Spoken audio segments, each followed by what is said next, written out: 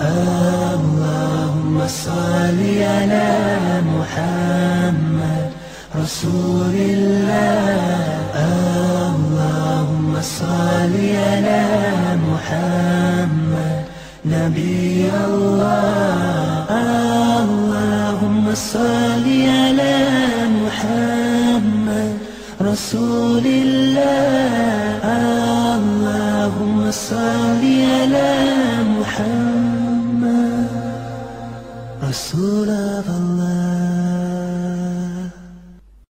الحمد لله رب العالمين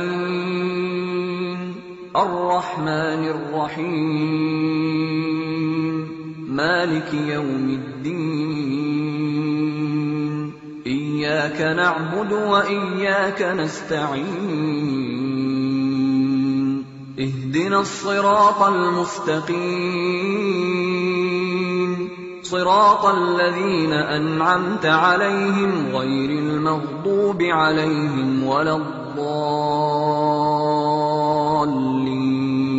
والضحى والليل إذا سجى ما ودعك ربك وما قلى وللآخرة خير لك من الأولى ولسوف يعطيك ربك فترضى. ألم يجدك يتيما فآوى ووجدك ضالا فهدى ووجدك عائلا فأغنى. فأما اليتيم فلا تقهر وأما السائل فلا تنهر وأما بنعمة ربك فحدث. السلام عليكم ورحمة الله وبركاته.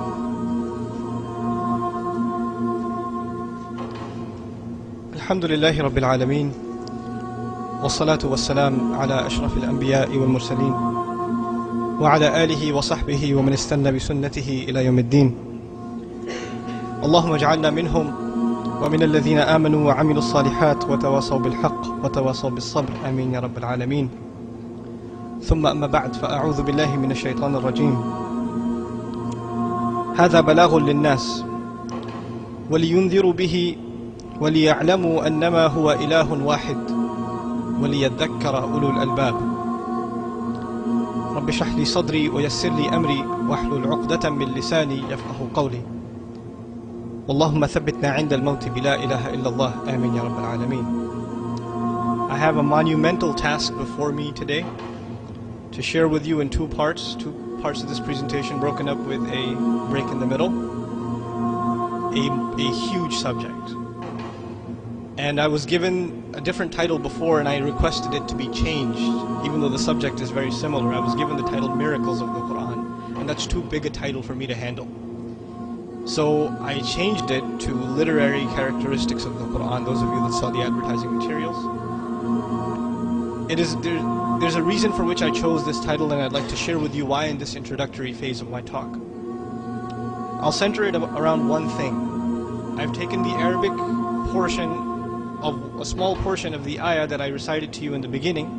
هذا بلاغ للناس. Allah speaks about the Quran and He says this is a balagh, and I'm not going to translate that yet. It is a balagh for people. Balagh. Balagh in Arabic means that which reaches someone else. A communication, a communicator. This Quran is meant to reach people. It is a message to people. Now is that text, if it's from God, it should contain accurate information. It shouldn't have fallacies and contradictions with modern science and these kinds of things. When you pick up the other texts, you read in there, maybe you might find some interesting things here and there, but there's a lot of old wives' tales which don't agree with what we know about science today. Yeah. Whereas when you go in the Quran, you go from chapter to chapter. When you look at scientific things which are talked about in the Quran, they match modern scientific theory. So much so that when the verses were shown to Dr. Keith Moore, who wrote the book on embryology, right? The book used in all of the medical colleges around the world. They showed him these verses from the Quran which described the development of the fetus at a time when it's not visible to the naked eye. He said, Muhammad could not have known these facts about human development in the 7th century because most of them were not discovered until the 20th century. That God transmitted through Muhammad bits of his knowledge that we have only discovered for ourselves in recent times. 1,400 years ago, when the world was immersed in darkness, the Quran was revealed, which brought light to a beleaguered world. And whereas the earlier books came with many scientific mistakes, due to the hand of man having delved into them, the Quran had none of these contradictions. The world thought there could be no reconciliation between religion and science. But the Quran mentioned many scientific facts in great detail, like how a human being developed in the mother's womb, and described other scientific facts which amaze the world's renowned scientists and scientific community. this could not have come from Muhammad. So they said, then where did it come from? It must have come from God.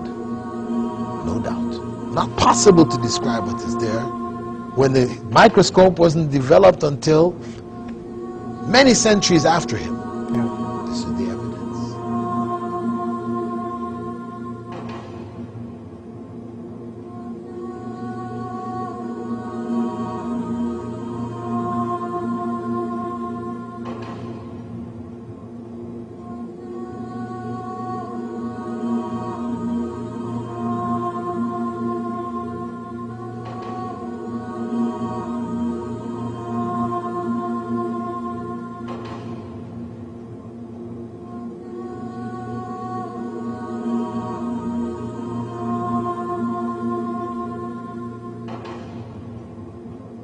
I want to caution the Muslims on this subject for a reason. Because there is a small group of brothers scattered around the world, and sisters, who seem to think that if this question is asked and you don't get the right answer back, that quickly you can declare certain Muslims to be disbelievers. Okay, so I want to, before I give the answer, before I even talk about it, I want to say, please, let's don't do that. Because this is not the idea. We're not here to give a dipstick check to see how is your belief. I'm going to run a rod down there and say, oh, you're about a quart low. I don't want to do that. But the reason to ask the question is really to ascertain, do we consider that Allah even exists? And if He does, where? Is it a physical existence? If so, how do I understand it? Islam has provided the answer very, very clear. Unfortunately, not all the Muslims have taken the time to read, study, and spend time with their scholars. Okay, if they had, then they wouldn't have to answer the question. But it is a legitimate question, and it was asked by the Prophet, peace be upon him, about a woman to determine, does she have the right belief in God? He said, where is God? And she pointed up, like that. And that was sufficient. He said, this is a believer, you can get married to her, or whatever the situation was. The point is that this was a legitimate question, and this was a legitimate answer. But now, I found from some other Muslims, so-called anyway, they're called Nation of Islam, they asked me, after one of our programs, they said, well, if you said Allah is up, and you held your finger like this, okay, 12 hours later, the earth will rotate, so you'll be pointing the other way. Does that mean God went down, or how does that work? Huh? And right away you're going, oh.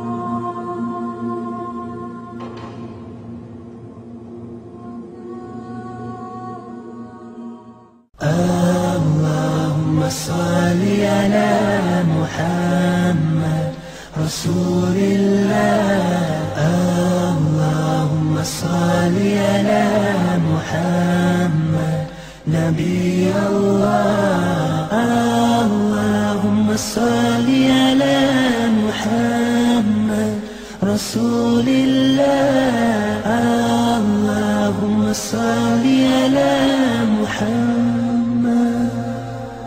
رسول الله